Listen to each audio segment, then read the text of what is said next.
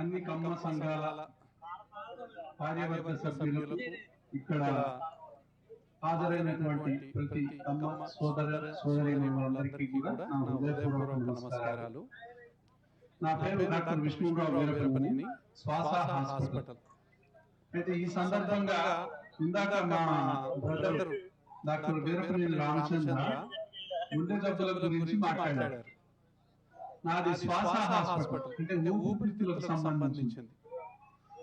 చాలా మంది ప్రతి ముగ్గురులో ఈ ప్రపంచంలో ఒకళ్ళు ఏదో ఒక అలర్జీతో బాధపడుతున్నారు.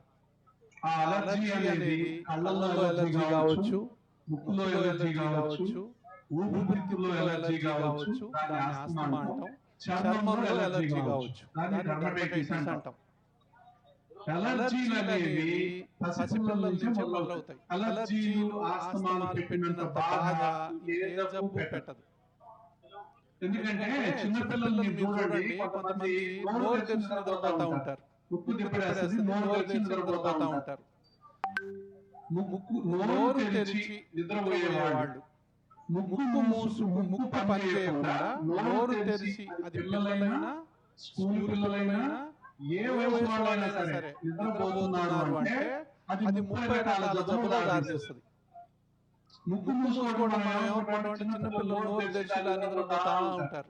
దాన్ని మనం చాలా చిన్న విషయంగా తీసుకుంటాం. దాని మనం అడ్డుకోకపోయినట్లయితే వాళ్ళ ముఖం అందమంతా చెడిపోతాయి, పళ్ళు ఎత్తైపోతాయి. ఈ సెంటర్ పార్ట్ ఆఫ్ ఈ ఫేస్ అంతా ఎవరో పీకేసినట్టుగా అయిపోతుంది. చెవుల చీల్ గారుతుంది. అదే ఎడినైటిస్, అదే టాన్సిల్స్, అదే సైనస్, అదే బ్రాంకైటిస్, తర్వాత అదే గురక. ఈ యొక్క జబ్బు కంటిన్యూ అవుతా ఉంటే అదే గురకగా దారి తీస్తుంది. ఎడినైటిస్ ఆపరేషన్ అంటాం, టాన్సిల్ ఆపరేషన్ అంటాం, సైనస్ అనే ఆపరేషన్ అంటాం. కానీ ముక్కు మూసుకున్నప్పుడే కనుక మనం గమనించి చిన్నపిల్లలు